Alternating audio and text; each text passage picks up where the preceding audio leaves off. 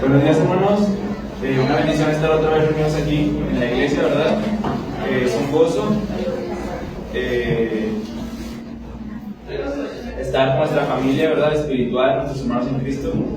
A todos, hermanos, sean bienvenidos. Muchas gracias a todos. Estoy muy agradecido por la semana pasada. Me bendijeron. Muy bien, me fui bien bendecido. Muchas gracias. A todos los estimo y pues me dejan más carga, ¿no? Para meterle más ganas a mi estudio y así yo agradecerles, ¿no? Regresarles lo que me dieron. Bueno, hemos estado viendo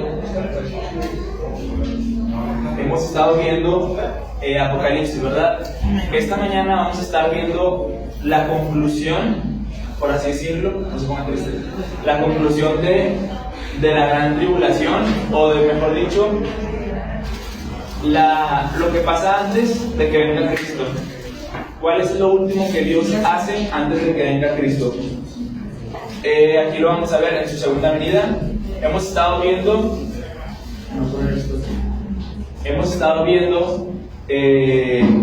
lo que fueron los 7 sellos, ¿verdad? Vimos de la gran tribulación que duraba 3 años y medio, y en estos 3 años y medio vienen los 2 testigos, los 144,000 a estar con el Cordero, a predicar. Vienen también, mueren muchos mártires, muchos cristianos mueren, dicen que son entregados en su mano. Y en este tiempo pasa 7 sellos y vimos 7 trompetas, ¿verdad? Fueron 2 juicios, nos faltan la tercera ronda de juicios, que son las 7 copas. Estas copas son muy fuertes, son muy severas. Ya está en transmisión, creo. Ya están, son muy severas. Vamos a ver una recopilación de los 7 sellos y las 7 trompetas de qué fue lo que pasó. Aquí muy rápido dice: el primer sello fue el jinete del caballo blanco, el segundo sello fue el del caballo rojo, que era de la guerra, el tercero fue un caballo de la hambruna, el cuarto fue el de la mortandad, el quinto sello fueron unas almas que estaban en un altar clamando por venganza, ¿verdad? Por justicia, para que Dios les hiciera justicia por los que los habían matado. El sexto sello es un terremoto, se oscurece el sol, la luna se hace como de sangre y caen meteoritos. El séptimo sello es un silencio de 30 minutos en el cielo. Después, la primera trompeta son incendios forestales en la tercera parte de los árboles. La segunda trompeta son que la tercera parte del mar es dañada por una roca ardiendo. La tercera trompeta es una estrella que se llama Genjo, que significa amargo, que cae sobre los ríos y hace inbebibles esas aguas por su amargura. La cuarta trompeta es: los astros del universo se oscurecen en una tercera parte, ocasionando días más cortos. Quinto, la quinta trompeta hace que unas langostas demoníacas salgan y causen un tormento. Su picadura causa un tormento de 5 meses. El sexto son 4 ángeles que estaban atados de forma espiritual, atados en el río Éufrates, y traen a un ejército de 200 millones de demonios o de humanos. Dice, y la séptima trompeta es la adoración en el cielo y el anunciamiento de que el juicio y el reino de Dios es evidente. Bueno, hasta ahí hemos visto en los juicios de Dios. Esta mañana vamos a estar viendo las 7 copas, pero era necesario recapitular qué era lo que habíamos visto. Esta es la clase 11, ya hemos visto 10 clases, ¿ok? Si son nuevos escuchando esta clase, se van a sentir muy extrañados por lo que estamos viendo, pero es porque ya hemos visto 10 clases. Entonces, vamos a estar viendo las 7 copas. Apocalipsis 15 y 16, si me acompañan, por favor. Estos 2 capítulos son complejos y son muy fuertes. Vimos juicios en los sellos y en las trompetas, como juicios parciales, ¿sí? Y que la tercera parte de los astros, y que la tercera parte del mar. Estas copas ya no se andan con partes, ya es todo es dañado. Entonces, son muy severas estas copas. Y ahorita voy a ir a ver si la iglesia está en estas copas o no. Entonces vemos que en estos 2 capítulos hay un cántico de los vencedores y ahí están las copas de la ira.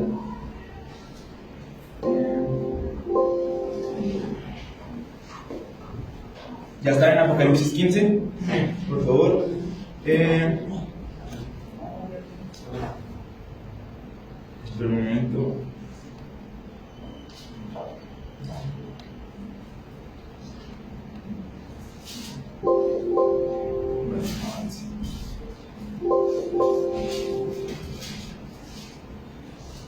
Bueno, voy a necesitar que alguien, si alguien puede estar acá, alguien puede estar en la computadora nada más dándole clic al siguiente. ¿Alguien que me ayude? Nada más dándole al siguiente, porque el control no funciona. Bueno, vamos a ir, como siempre, versículo por versículo. Hemos estado estudiando este libro. Para estudiar Apocalipsis, la verdad es que es versículo por versículo, porque si no, no tiene una comprensión total. Siguiente, por favor. Bueno, algo que hay que entender, y que ya se los había dicho, es que Apocalipsis no es un libro cronológico, ¿ok? No va 1 y el 2 y todo está pasando consecuentemente, ¿no? Y eso es lo que está bien difícil del libro, que a veces te puede decir algo y luego después, dentro de 3 capítulos más, te vuelve a mencionar ese mismo suceso que te había dicho, pero te lo explica más, ¿sí? Como si fuera un capítulo así en las series, que dan un suceso y en un capítulo te dan la historia más a fondo, ¿sí? O como que qué fue lo que pasó detrás de escena. Entonces, eso es muy común en la literatura, hacer eso. Se llaman, pues, recapitulaciones. Apocalipsis 14 parece describir el desenlace de todas las cosas, terminando con la furia de la batalla del Armagedón. Bueno, cuando vimos Apocalipsis 14 vimos que había una ciega, ¿no? Que está un ángel, está Jesús, perdón, en una nube y está con una voz aguda y empieza a cegar. Y luego hace otra ciega de las uvas, que esas son llevadas a un lagar y son pisadas, ¿verdad? Simbolizando la última batalla de un día que va a venir Dios a pelear. Eso era el símbolo. Entonces, en Apocalipsis 14 se nos da un final, pero todavía sigue el capítulo 15 contándonos. Entonces, es porque se nos dio el final, pero nos va a volver a explicar cómo pasan esas cosas, ¿sí?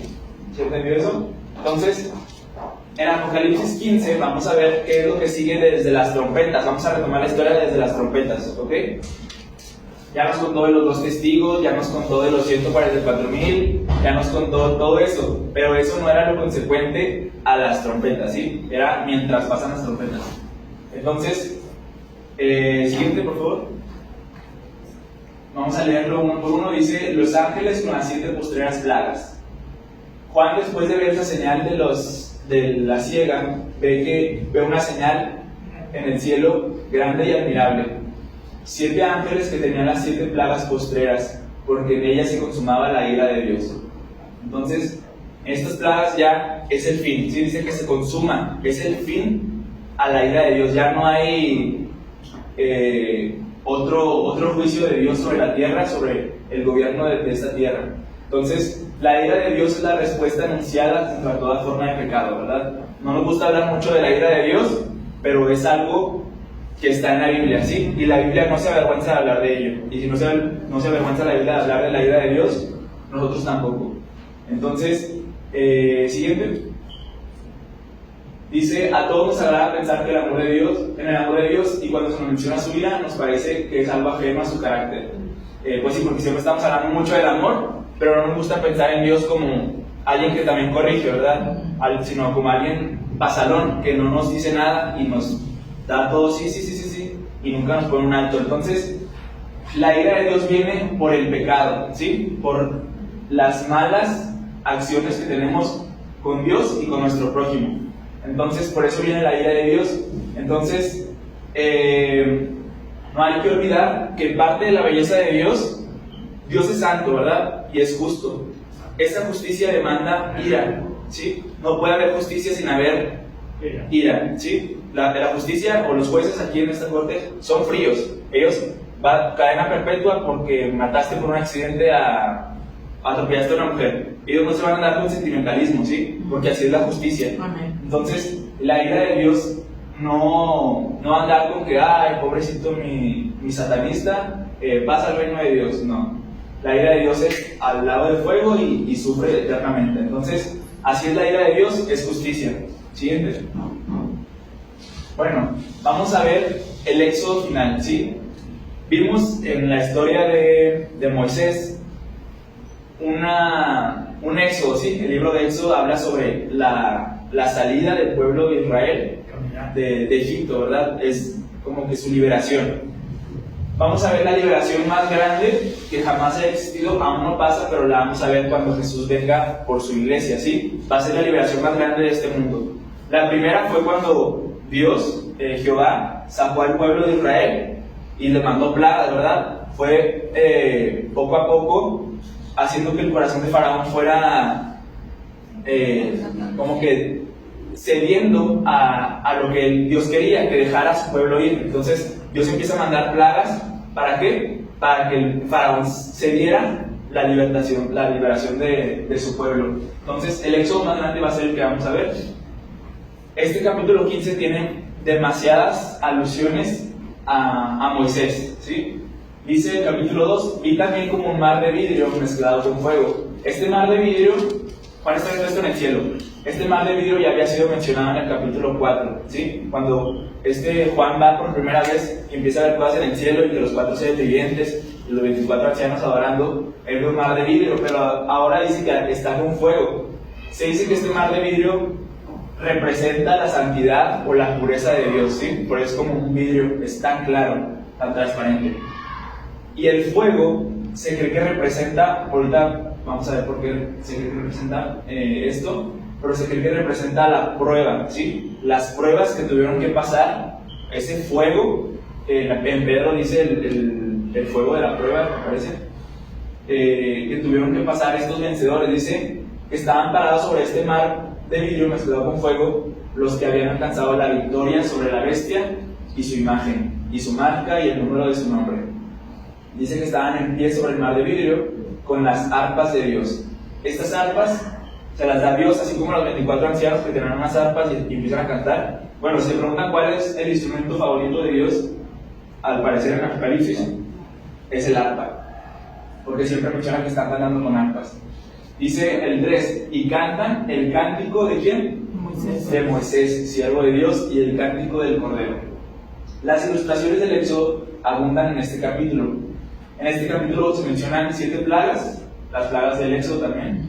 Se menciona a Moisés, vamos a ver también que se menciona un tabernáculo y que se menciona también a la nube de la gloria de Dios, ¿sí? Entonces estas cosas nos recuerdan mucho a Moisés. Bueno, estos que están cantando, personalmente yo me inclino más a que ya es la iglesia arrebatada, ¿sí? ¿Por qué? Porque lo que viene ya es muy fuerte. No veo a la iglesia pasando ese tipo de cosas, ¿sí? Como los 7 sellos y las 7 trompetas eran parciales, ¿sí? Era algo más con misericordia. Estos ya son totalmente lo que viene es muy fuerte, que no veo a la iglesia sobreviviendo eso, a menos que Dios de una manera súper directa los proteja, ¿sí? Poniendo una burbuja. Entonces, pues ya siento que es mejor que Dios los saque, ¿sí? Entonces, yo personalmente creo que ya es la iglesia antes de estas copas de la ira. Entonces, dice que, porque también creo, porque son los vencedores sobre la bestia, ¿sí? Nunca antes se nos había dicho que había personas cantando que habían vencido a la bestia, nunca antes. Los otros versículos eran santos, eran ángeles, eran los ancianos, nunca antes habíamos visto vencedores a la bestia, es la primera vez. Entonces yo por eso me inclino a esto. Dice que también cantan el cántico del Cordero. Siguiente. Vamos a ver cuáles son estos 2 cánticos. Dice, y cantan el cántico de Moisés, siervo de Dios, y el cántico del Cordero. El cántico de Moisés fue cantado en Éxodo, creo que lo puse, Éxodo 15, ¿sí? Cuando salen de Egipto, empiezan a caminar, va Faraón tras ellos, llega un punto en el que ellos están, que ni para atrás ni para adelante, ¿verdad? Y está el mar. Entonces, Moisés le dice al pueblo, no se inquieten, Dios no va a dar la victoria sobre esto. Y empieza Moisés a orar y le dice Dios, ¿por qué clamas a mí, verdad? No clamas a mí, usa lo que ya te había dicho, la vara con la que te di, con esa vas a abrir el mar. Entonces pasa el pueblo de Israel, ya después de que pasa, Moisés vuelve a poner la vara, se cierra el mar y ahí son ahogados los egipcios. Entonces, eso es lo que pasó en el Mar Rojo, ¿sí? Entonces, después de que pasa esto, en la historia del Éxodo 15, los que han leído Éxodo, vemos a María y a Moisés que empiezan a cantar, ¿verdad? Agarran pandero y empiezan a danzar y van las mujeres tras María. Entonces, empiezan a alabar a Dios por la liberación que les hizo, ¿sí? La victoria que les dio esta liberación. Entonces, nos recuerda mucho por qué Juan dijo que están cantando el cántico de Moisés, porque es una liberación, ¿sí? Están cantando por la liberación que Dios les dio. Dice aquí, nos da el cántico, dice grandes y maravillosas. Yo creo que este cántico está resumido, pero lo que están cantando pues es más grande. Dice, grandes y maravillosas son tus obras, Señor Dios Todopoderoso. Imagínense en un canto. Justos y verdaderos son tus caminos, Rey de los santos. ¿Quién no te temerá, oh Señor, y glorificará tu nombre? Pues solo tú eres santo, por lo cual todas las naciones vendrán y te adorarán, porque tus juicios se han manifestado. Claro, los juicios ya habían sido evidentes a las personas, ¿verdad? Los sellos, las langostas. Entonces, vemos que este canto que están cantando no están alabando ellos de una forma egoísta. Todo su canto, toda su adoración es a Dios, ¿sí? Y por eso remarqué aquí,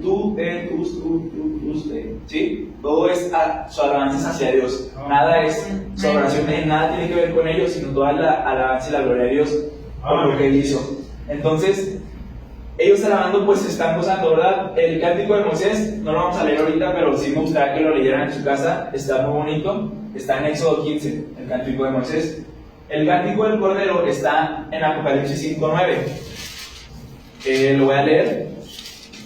Apocalipsis 5:9 dice: y cantaban un nuevo cántico diciendo, digno eres de tomar el libro y de abrir sus sellos, porque tú fuiste inmolado y con tu sangre nos has redimido para Dios de todo linaje y lengua y pueblo y nación. O sea, es un canto que está hablando de la muerte y de la salvación de Jesús que nos da. Dice, y nos ha hecho para nuestro Dios reyes y sacerdotes y reinaremos sobre la tierra. Y lo dice en el 12, que decían a gran voz, el Cordero que fue inmolado es digno de tomar el poder, las riquezas, la sabiduría, la fortaleza, la honra, la gloria y la alabanza. Y sigue el canto. Entonces, son estos dos cantos que están cantando acerca de la liberación que Dios les ha dado por Jesús, ¿sí? Entonces, los vencedores están concentrados totalmente en Dios, en la adoración a Él, la exaltación de su nombre y la alabanza de sus justos juicios contra la maldad, ¿sí? No hay nada de maldad, no hay nada de tinieblas en Dios. Siguiente. Dice el 5, después de estas cosas, ¿de qué? Del cántico de estos vencedores en el mar, ¿sí? De vidrio. Dice, y aquí fue abierto en el cielo el templo del tabernáculo del testimonio, ¿sí? Este templo del tabernáculo del testimonio hace alusión, recuerden que cuando Jehová le dio las instrucciones a Moisés de construir el templo del tabernáculo, esa tienda, esa carpa que movían en el desierto los 40 años, Dios le dijo que eso era una alusión a lo que estaba en el cielo, ¿sí? Dios no le dijo que construyera eso así de la nada. Ya había algo en el cielo que era ese tabernáculo terrenal, hacía alusión a lo que estaba en el cielo. Entonces, este tabernáculo que se abre es el tabernáculo original, ¿sí? El verdadero que Dios hizo. Dice que se abre. ¿De qué manera? Pues las cortinas. Y del templo salieron los 7 ángeles que tenían las 7 plagas. Dice que estaban vestidos de un lino limpio, o sea, blanco y resplandeciente, y ceñidos alrededor del pecho con cintos de oro. O sea, aquí tenían un cinto de oro y unas vestiduras blancas. Y uno de los 4 seres vivientes, recuerden que son querubines, un querubín lleva a los 7 ángeles 7 copas de oro llenas de la ira de Dios. Estas copas no hay que imaginárnoslas como copas que ahorita se usan para tomar o así. Estas copas se cree que son más como unos tazones, ¿sí? Que usaban en el Antiguo Testamento, donde se rociaba sangre de los animales.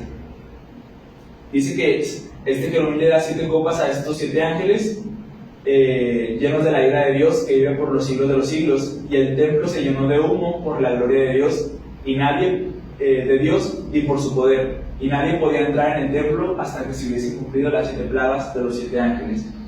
Bueno, esto que dice que nadie puede entrar es una alusión a que nadie puede detener. Sí, recordemos que Jesús entró, dice, al lugar santísimo por nosotros para interceder. Bueno, aquí ya no hay intercesión porque la gente no se arrepintió, ya no hay un alto Dios porque queremos clamar por misericordia, no, ya no hay un alto. La misericordia ya debió haber sido clamada en estos tiempos.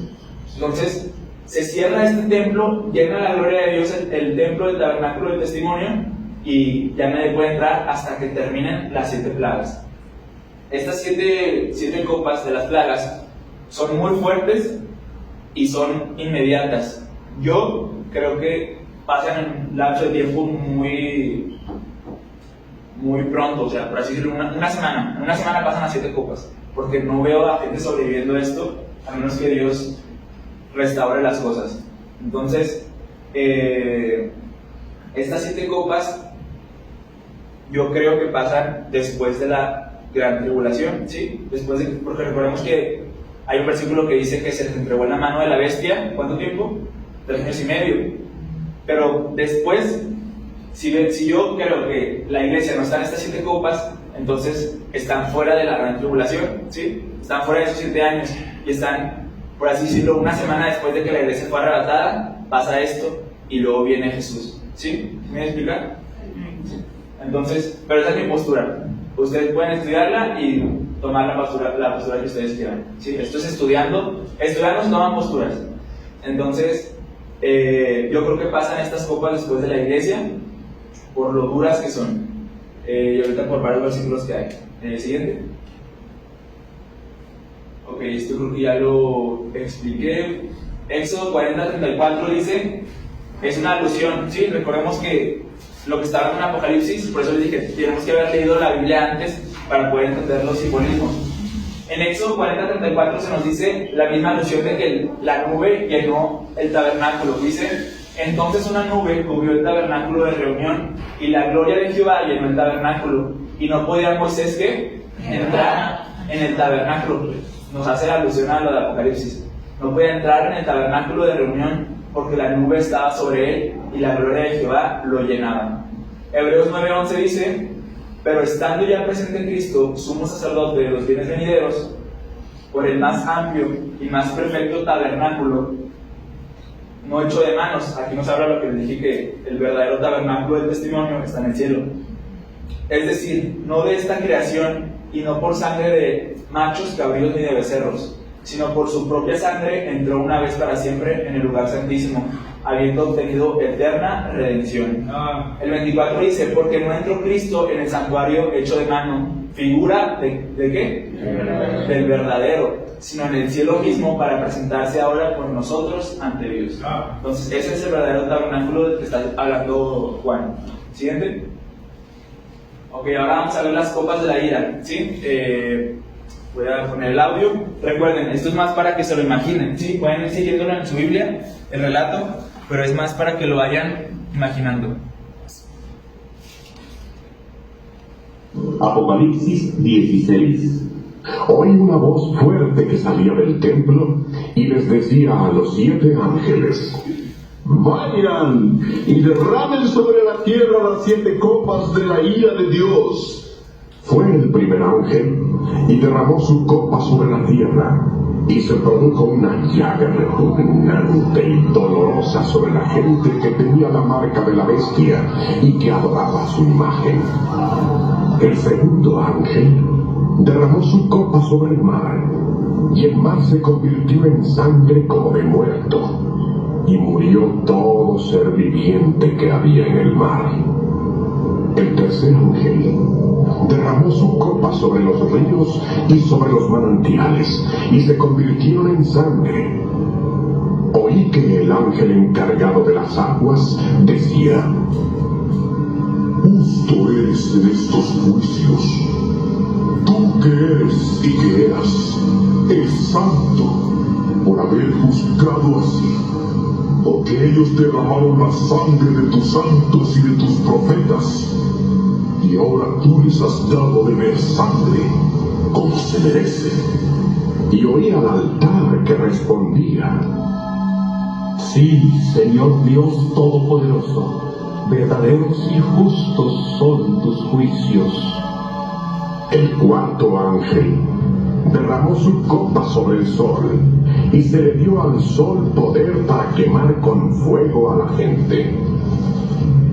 Todos quedaron terriblemente quemados por el intenso calor y maldijeron el nombre de Dios que tenía control sobre esas plagas, pero se negaron a arrepentirse y darle gloria.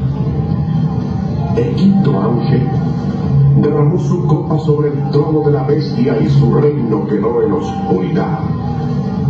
La gente se mordía la lengua de dolor y maldecía al Dios del cielo por causa de su dolor y de sus llagas, pero se negaron a arrepentirse de lo que habían hecho. El sexto ángel derramó su copa sobre el gran río Éufrates, y el agua del río se secó para prepararles el camino a los reyes que venían del oriente.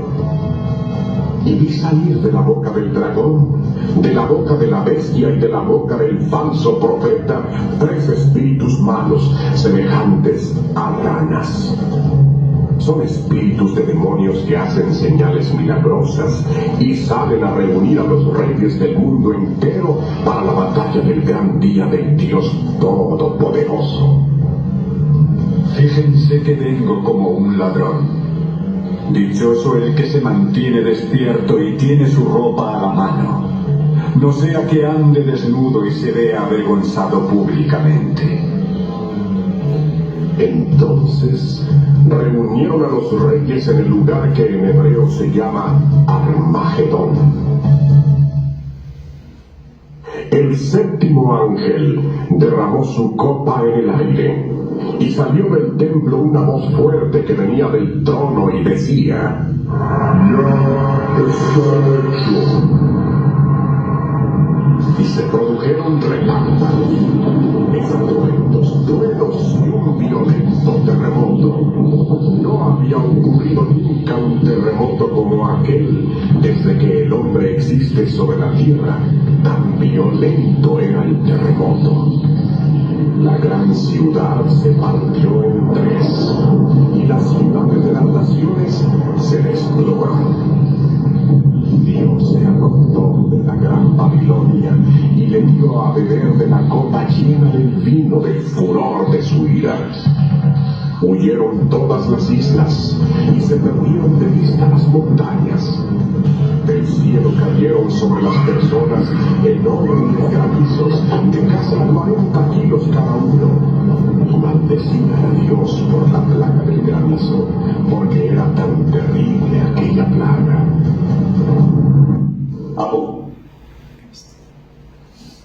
Muy fuerte, ¿verdad? Tenebroso, yo sé. Por eso le dije, yo creo que la iglesia no está en las copas, porque ya está muy fuerte. Entonces, vemos que son juicios totalmente directos, ya no es al mar, ni a la naturaleza, ni nada, ya es totalmente algo que afecte. Y que al agua bebible, y que fuego que quema a la gente, y que tinieblas que hace que la gente se muerda la lengua por las llagas y úlceras.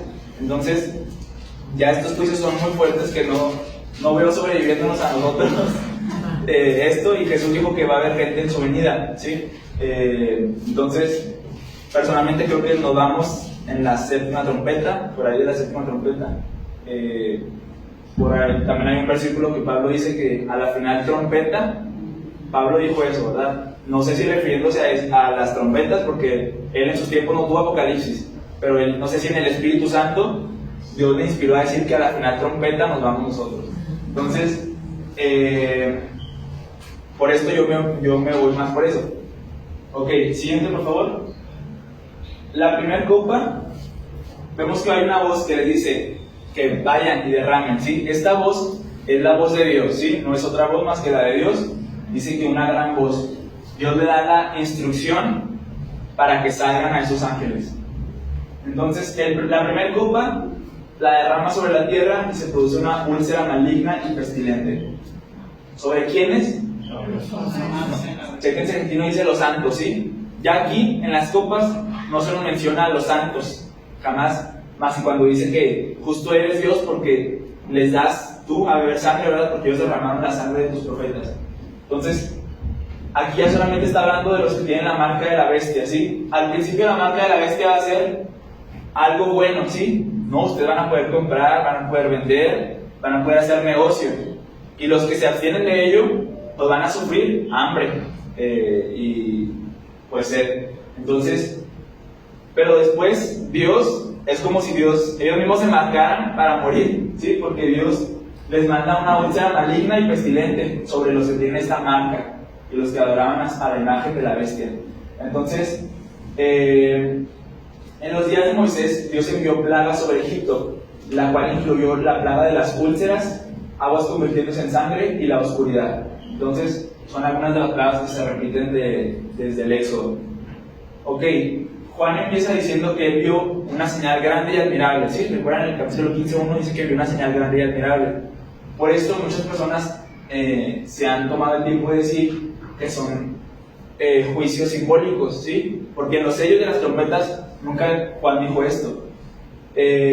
Personalmente creo que sí son literales estos juicios, porque aunque sean simbólicas, el juicio es igual al símbolo o más fuerte que el símbolo.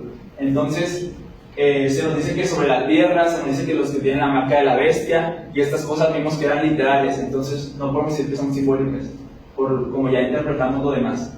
Entonces quizás no podemos ver más allá de lo que todas estas palabras significan. Sin embargo, el juicio de Dios de este mundo no será un juicio simbólico, ¿sí? El juicio de Dios no es solamente por letra y por palabra, es algo que se viene hasta lo físico, ¿sí? Hasta el dolor. Entonces, siguiente, por favor. La segunda copa, el ángel la tira sobre el mar y dice que todo se convierte en sangre, todo el mar, ¿sí? Recuerden que la tierra está conformada más por agua que por tierra. Entonces, imaginemos todo el planeta convertido, pintado de rojo. Dice que muere todo ser viviente en el mar. Ya no quedan peces, ya no quedan tiburones, no quedan ballenas, todo muere, ¿sí? Entonces, dice que sangre como de muerto. No es que el agua se convierta en sangre en sí, sino que hace a la alusión o parece como, ¿sí? Tal vez en su olor, en su manera de verse o de cómo se toca, un agua pues pesada, como sangre. Entonces, no necesariamente sangre, pero con las características de sangre, ¿ok? Siguiente, por favor. Si hay aquí algún nuevo que no está entendiendo, puede ir a las clases de allá arriba, que están más fáciles y son los primeros pasos para un cristiano, ¿verdad? Apocalipsis ya es el desenlace. Y si no entiende, no se preocupe, puede leer y estudiar por su parte. Dice que la tercera copa la derrama el ángel sobre los ríos. Ya no es sobre el mar, ¿sí? El mar ya está en rojo. Los ríos es el agua bebible, ¿sí? Entonces, y sobre las fuentes de las aguas que también se convierten en sangre. Y luego es interesante como un ángel, porque nosotros leyendo esto decimos, no hombre Dios, te pasaste, eres muy severo. Y vemos como un ángel se precede, antes de que pensemos eso dice el ángel, justo eres, oh Señor, el que eres y que eras, el santo, porque has juzgado estas cosas. O sea, el mismo ángel está admitiendo que todo lo que está pasando es justo. No hay ninguna injusticia en lo que Dios está haciendo. Y por eso creo que la iglesia ya no está, porque no los veo sufriendo estos castigos, ¿sí? Entonces, por eso el ángel dice, justo eres, Señor. Entonces dice, por cuanto, ¿quiénes? Los que tenían la marca de la bestia, el anticristo, el falso profeta y el diablo, dice que derramaron la sangre de los santos y de los profetas, o sea, tiempo pasado. Dice, también tú les has dado a beber sangre. O sea, Dios, por el enojo, por la ira santa de Dios, que, me mataron a mis hijos, ellos quisieron predicar mi salvación, quisieron predicar la puerta que yo estaba dando para que entraran los hombres, y la rechazaron y los mataron, así como mataron a Jesús, ¿verdad? En esta ira santa, Dios, derramaron la sangre de ellos, yo les doy a beber sangre. Dice, también oía otro que desde el altar decía, este altar nos recuerda mucho al quinto sello, ¿sí? El quinto sello, cuando se abre, se escuchan unas almas debajo del altar clamando por justicia, por los que los habían matado. Entonces, nos recuerda que estas almas siguen clamando, ¿sí? Entonces, aquí se responde, dice que desde el altar decía: ciertamente, Señor Dios Todopoderoso, tus juicios son verdaderos y justos. O sea, no hay nada injusto en Dios. Todo lo que Él hace es por la justa retribución de sus actos. Dice: ellos tenían sed de sangre y masacraron a los santos de Dios, y ahora Dios les da sangre para beber. Cuando estos juicios lleguen, el tiempo debe ser muy corto para el retorno de Jesús. Con desastres ecológicos tales como este, la raza humana no puede sobrevivir por mucho. Recuerden que después de esto viene el reino milenial, ¿sí? Dios tiene que venir a restaurar todas las cosas en la tierra. Siguiente. Entonces, entendió esa parte, ¿verdad? Estas copas, Dios no está siendo injusto. 8. La cuarta copa es derramada sobre el sol. Dice que le dio poder para quemar a los hombres con fuego. Y los hombres se quemaron con el gran calor y blasfemaron el nombre de Dios, que tiene poder sobre estas plagas.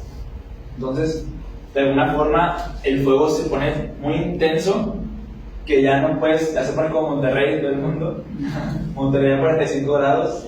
Ya no pueden andar ya en las afueras porque queman, ¿sí? La gente, yo supongo que ya no sale para nada, se esconden en las casas, abajo de la tierra, búnker, no sé. Entonces, se esconden y pues ya mucha gente se quema, ¿ok? Dice que ni aún viendo esto, porque recuerden, en este tiempo ya habían pasado los 3 ángeles predicando, los 144,000, los 2 testigos, los cristianos predicando, y ni aún así se arrepienten, y Dios les manda juicios, y ni aún así se arrepienten. O sea, es gente bien orgullosa. Ni viendo todo esto se arrepienten cuando dicen que, y viendo tu situación te hincas, ¿verdad? Entonces, igual estas personas no se arrepienten ni le dan gloria a Dios para, ok, está bien Dios, ya me rindo, ¿verdad? Ya las armas las dejo en el suelo y me rindo a ti. Ni aún así hacen esto. Ni por la puerta de la misericordia entraron, ni por la puerta del juicio entraron. O sea, nunca entraron esas personas. Lo que normalmente se toma por sentado como una bendición, el calor, el sol, de un sol brillante, ahora es una maldición. Vemos que la blasfemia, dice que blasfemaron. La blasfemia va a ser muy común en estos tiempos de tribulación, ¿sí? Y ya está aumentando la blasfemia en estos tiempos, ¿sí? La gente no le importa hablar mal de Dios, no le cala, no le pesa, pero lastimosamente, aunque en ese instante que digan la blasfemia, Dios no los mata, van a llegar consecuencias en esta vida y en la siguiente, ¿ok? Así como hay recompensas de Jesús que serán recompensados en este siglo y en el venidero. Los que blasfeman de Dios, los que se burlan de Dios, de las cosas de Dios, de la obra de Dios, de los siervos de Dios también, Dios se venga de ellos. Entonces, es muy común la blasfemia en estos tiempos y también en el mundo actual. Como vemos a lo largo del libro de Apocalipsis, los hombres serán blasfemadores de Dios por excelencia. Siguiente. La quinta copa dice que se derrama sobre el trono de la bestia. El trono de la bestia es una antítesis o una contraparte del trono de Dios, ¿sí? Dios está en su trono y la bestia hace también su trono. Entonces, el ángel derrama sobre su trono o sobre su reino, y su reino se cubrió de tinieblas y mordían de dolor sus lenguas. Dice: y blasfemaron contra el Dios del cielo por sus dolores y por sus úlceras, y no se arrepintieron de sus obras. Entonces, vemos que se muerde la lengua. Cuando alguien se muerde la lengua, cuando nos van a inyectar, agarramos algo, ¿no? Y lo apretamos para no sentir tanto dolor en la otra parte. Entonces, mejor muerden su lengua, imagínense, una parte del cuerpo tan sensible, mejor muerden su lengua para no sentir el dolor externo. O sea, qué tan fuerte es el dolor para morder la lengua con una fuerza. Entonces, dice que su reino se cubrió de tinieblas. ¿El reino de quién? De la bestia. Entonces, aquí se puede interpretar de dos maneras. O que es algo simbólico, que el reino de la bestia decae o empieza como que ya a tener sus deficiencias, o que literalmente se puso todo de negro donde viven, ¿sí? Me voy más a que es que se puso todo oscuro, no podían ver, porque en Éxodo también fue algo literal, ¿sí? Los egipcios también no podían ver, ¿sí? Ellos fueron visitados de oscuridad. Esta oscuridad también tiene matices o tiene alusiones espirituales, ¿sí? Es oscuro, pero tiene ataques demoníacos. Entonces, van a ser atormentados estos hombres, por eso dice que también se muerden las lenguas, van a ser atormentados de maneras espirituales y físicas. Entonces, ya luego siguiente. La sexta copa se derrama sobre el río Éufrates. Este río Éufrates ya se nos había hablado en la sexta trompeta, y se nos debe mencionar en la sexta copa el río Éufrates. Interesante, ¿verdad? Como en los mismos 6 el Éufrates se menciona. Pero en este momento se dice que se seca ese mar. Ya estaba de rojo, sí, pero se seca. ¿Para qué? Para preparar un camino a los reyes del oriente. Ok, en el oriente del río Éufrates están China, India, Japón, todo lo que está al lado de Israel. Entonces, se cree que es para esta alusión de que vienen reyes del oriente, es porque van a venir a hacer guerra en un lugar que se llama Armagedón, ¿sí? Ahorita lo vamos a ver más específico. Pero se seca este río para que pasen los tanques, los ejércitos, pasen con más facilidad y lleguen a este lugar que es Armagedón. Entonces, ¿por qué vienen estos ejércitos? Bueno, ellos vendrán para hacer batalla en contra de Dios y de su Mesías, cuando Él venga en su segunda venida. Siguiente. Dice el 13, y vi salir de la boca del dragón, es el diablo, de la boca de la bestia, del anticristo. Me gusta más llamarlo bestia que anticristo, porque Apocalipsis no le dice anticristo. De la boca de la bestia y de la boca del falso profeta. Recuerden, este falso profeta era la segunda bestia, ¿sí? La que tenía apariencia de cordero, pero hablaba como dragón, ¿sí? Este falso profeta es mencionado ahora sí. Ya no se le dice segunda bestia, se le dice falso profeta. Dice que de su boca expulsan a 3 espíritus inmundos a manera de ranas. Y luego Juan nos dice qué son estas ranas. Dice, pues son espíritus ¿de qué? De demonios que hacen señales y van a los reyes. Entonces expulsan demonios. Se me hace extraño que el diablo expulse a un demonio, o sea, él mismo estaba endemoniado, expulsa a un demonio junto con la bestia y junto con el falso profeta. Y dice que estos demonios en forma de ranas, sea simbólico o literal, en forma de ranas van, bueno, porque también dice que en forma de ranas, sea simbólico o literal, las ranas representan algo inmundo, ¿sí? Representan la inmundicia. En el Antiguo Testamento estaba prohibido comer ranas, comer cerdo y varios tipos de alimentos más, pero la rana representa inmundicia.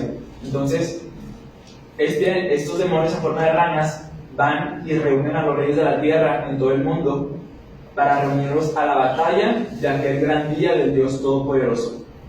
Entonces,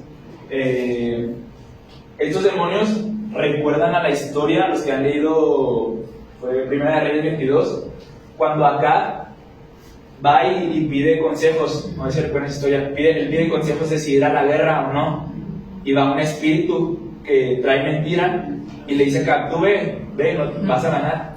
Van a la guerra y pierden, ¿sí? Entonces, o sea, es posible, ¿sí? Ya ha pasado antes y va a volver a pasar en el futuro. Entonces, en Primera de Reyes 22 ya hay una alusión a estos espíritus de mentira, ¿sí? Siguiente. Estos espíritus de mentira también son los que obran en las falsas doctrinas, ¿sí? En las herejías, los testigos de Jehová, los católicos, los mormones, las diferentes religiones. No hay que ignorar que es un mundo espiritual, ¿sí? El mundo espiritual es más real que el mundo físico, ¿sí? Todo lo que vemos en el mundo físico es una consecuencia de lo que está pasando en el mundo espiritual, ¿sí? Y se ve, alguien que está en oración y en comunión con Dios, se le nota, ¿sí? Él está pasando tiempo con Dios, se le nota en su forma de ser y de tratar a las personas. Igual, cuando alguien es malo, se puede saber qué tipo de influencia demoníaca puede tener detrás de él. Entonces, por eso dice Pablo que nuestra lucha no es contra carne ni sangre, sino contra principados y potestades, porque es lo que realmente está detrás de esas personas que nos quieren hacer mal. Entonces, dice que reúnen a los reyes de la tierra, estos 3 demonios, para reunirlos en contra de la batalla, en contra del Dios Todopoderoso en una batalla. Siguiente, por favor. Bueno, la frase dice que en contra del ¿le puedes dar para atrás?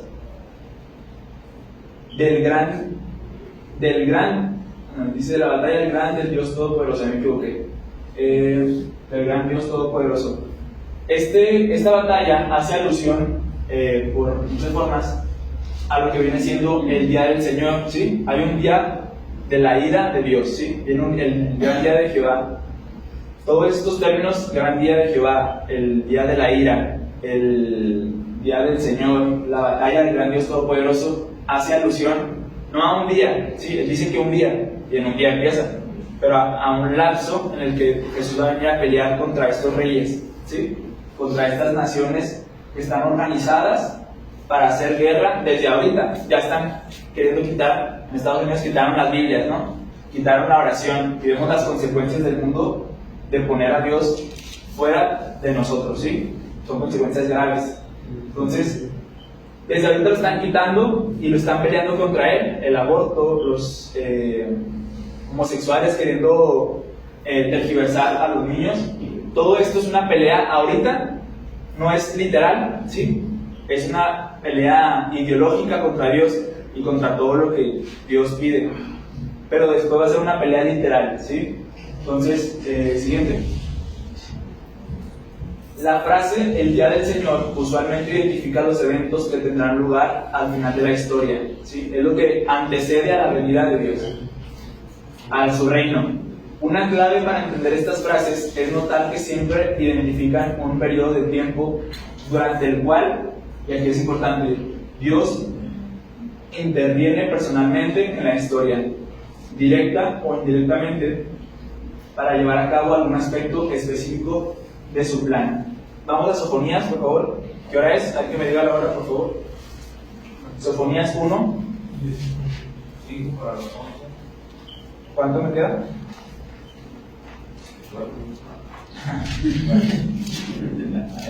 Sofonías. Si alguien ya está ahí, bueno, ya lo tengo. Sofonías, dice 1 del 12 al 17. Habla sobre este día que viene. Dice: acontecerá en aquel tiempo que yo escudriñaré a Jerusalén con linterna y castigaré a los hombres que reposan tranquilos como el vino asentado. O sea, están indiferentes a Dios, los cuales dicen en su corazón: Jehová ni hará bien ni hará mal. Por tanto, serán saqueados sus bienes y sus casas asoladas. Edificarán casas, mas no las habitarán, y plantarán viñas, mas no beberán del vino de ellas, o sea, no tendrán los frutos de sus obras. Cercano está el día grande de Jehová, cercano y muy próximo. Es amarga la voz del día de Jehová, gritará allí el valiente.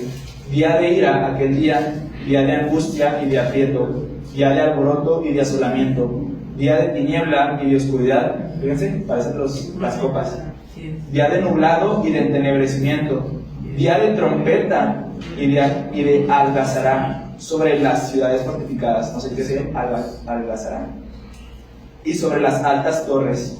Y atribularé a los hombres y andarán como ciegos, porque pecaron, o sea, es un castigo por su pecado contra Jehová, y la sangre de ellos será derramada como polvo y su carne como estiércol. Chéquense cómo dice que y la sangre de ellos. En el capítulo 14 dice que la sangre llegaba hasta ¿dónde? Hasta la altura de los frenos de los caballos, ¿sí? Y que era un gran río. Entonces, hace mucha alusión a Apocalipsis. Entonces, este día es la pelea de Dios. El Nuevo Testamento también habla de este día. Se llama Día de la Ira, o el Día de la Visitación, el gran día del Dios Todopoderoso, y se refiere a un cumplimiento, a un futuro, cuando la ira de Dios sea derramada sobre el Israel incrédulo y sobre el mundo incrédulo. Claro, Israel rechazó, a los suyos vino y los suyos no le recibieron, ¿sí? Y el mundo también. Jesús no solamente vino por el pueblo de Israel, también vino por las ovejas que no eran de ese redil, ¿sí? No da la palabra. Entonces, Apocalipsis 19 también hace alusión a esta pelea. Dice: iría la bestia a los reyes de la tierra y a sus ejércitos. Estos reyes que ya nos había dicho que venían del oriente, ¿sí? Reunidos para guerrear ¿contra quién? contra el cordero. En la Biblia dice otra cosa, es que yo lo cambié para que fuera más fácil, pero dice ahí contra el jinete del caballo blanco, ¿sí? Que es el cordero, y contra su ejército, o sea, contra los ángeles y contra el pueblo de Dios, los 144,000 y todo esto. Entonces, esta guerra es la que vamos a ver ahorita. Siguiente. El Armagedón, ¿sí? El 15 dice: he aquí, cuando Juan está diciendo todo esto, que se van a reunir, de repente Jesús da una frase. Esta frase la dice Jesús, y es como que uno se pregunta, ¿por qué nos da esta frase como que fuera del lugar? Dice: he aquí, yo vengo como ladrón, bienaventurado el que vela y guarda sus ropas, para que no ande desnudo y vean su vergüenza. Y lo reunió en el lugar que en hebreo se llama Armagedón. Entonces, aquí se nos da una advertencia de velar, ¿sí? De estar preparados. No porque pensamos que Jesús viene después de la tribulación, o si pensamos que viene antes de la tribulación, vamos a estar dormidos como si no hay que estar esperándolo, ¿sí? Recordemos que la semana pasada vimos en Hebreos que Jesús viene por los que le esperan. ¿Cómo? Guardándose en santidad, predicando su evangelio y sirviéndole a Él. Entonces, ahí se le espera a Jesús en oración. Jesús viene por una iglesia sin mancha, sin arruga, perfecta, joven. Entonces, dice que los reúne. Bueno, dice que guarde las ropas. Las ropas ya hemos dicho que representan la santidad, ¿sí? Representan la santidad, el apartamiento del pecado, del mundo. Entonces, para que no seas descubierto en qué, en vergüenza, o sea, en que no eras salvo. Dice: y lo reunió en el lugar que en hebreo se llama Armagedón. Entonces, Armagedón es el lugar físico en el que esta pelea va a ser liberada, ¿sí? Va a ser hecha. Hay muchas películas sobre esto, muchas canciones, libros, alusiones a este lugar que se llama Armagedón, pero realmente nomás hay un versículo que nos habla sobre este lugar. Bueno, en Apocalipsis es el único versículo que dice Armagedón. Armagedón viene de la palabra Ar, H-A-R, y Megiddo, Ar-Megiddo, ¿sí? Ar-Megiddo es al lado de, o en el monte, a la orilla de, y Megiddo es un lugar, ¿sí? Megiddo es un valle, un campo abierto. Entonces, Armagedón es una colina, ¿sí? Que está en el campo de Megiddo. Armagedón, al lado de Megiddo. ¿Me voy a explicar eso? Entonces, es un lugar, no tiene nada de asombroso ni de que, no, Armagedón, no. Es simplemente un lugar que significa la colina de Megiddo, ¿sí? Este sí es un lugar real.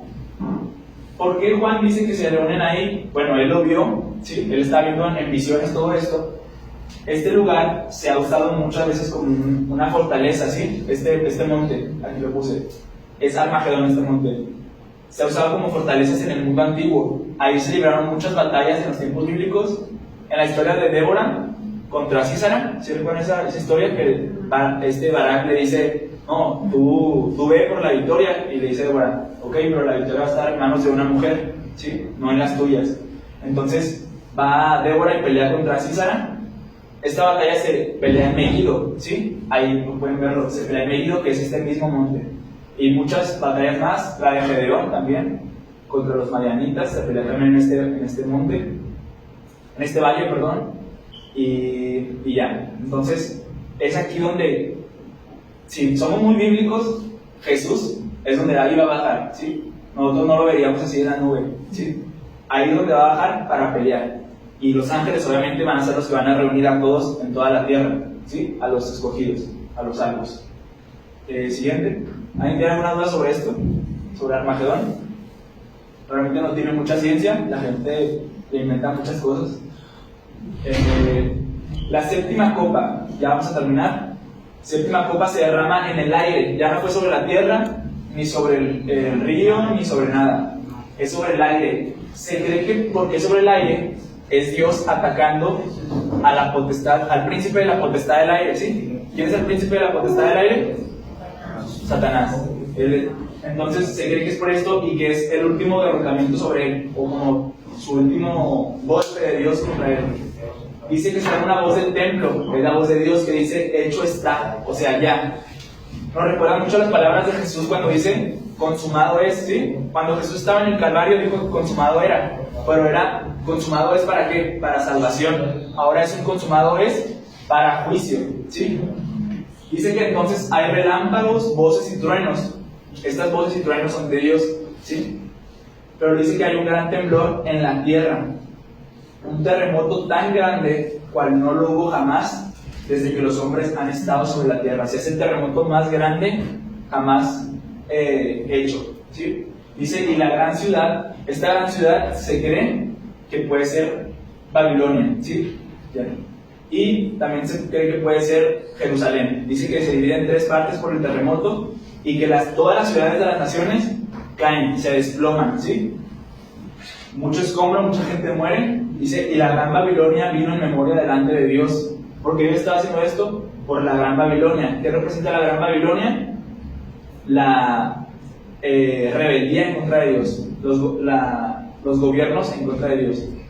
Dice que Dios se acuerda de estos para darle el cáliz o la copa del vino del ardor de su ira, ¿sí? Esta copa es la que Jesús dijo, pero pase de mí esta copa, ¿sí? Era la copa de la ira, pero dice, Jesús la tomó para la salvación de nosotros. Entonces, Él la tomó, pero los que no quisieron tomarla, no quisieron tomar el sacrificio de Jesús, aún así la van a tomar, ¿sí?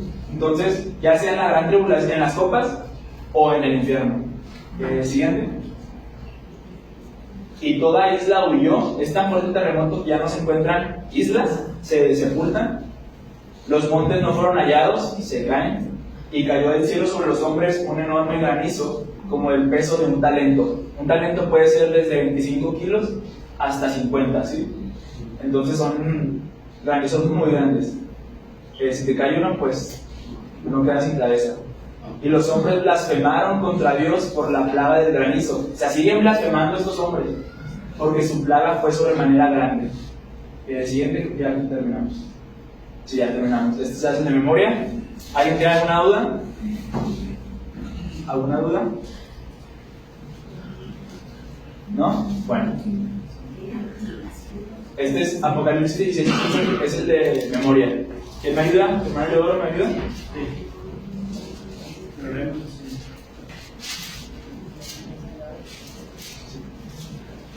Sí,